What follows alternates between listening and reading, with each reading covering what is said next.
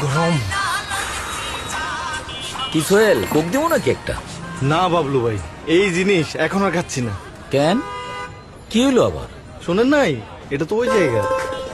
তো খবরটা তুমি কই পাইলা? কেন, সুলতান যে বললো। কি সুলতান সুলেমান, তুমি নাকি কইছো কোক ওই জায়গার?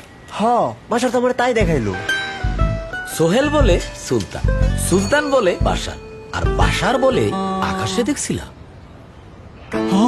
ভাই, আকাশ কুসুম পেজ থেকে তো শেয়ার দিছিল। আরে মিয়ারা, কোক মোটেও ওই জায়গার না।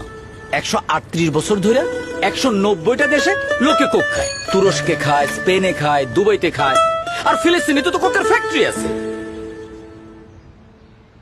এই বাচ্চু, কোক দে। কোকে একটা ঢোক দেন, তারপর একটা সার্চ দেন।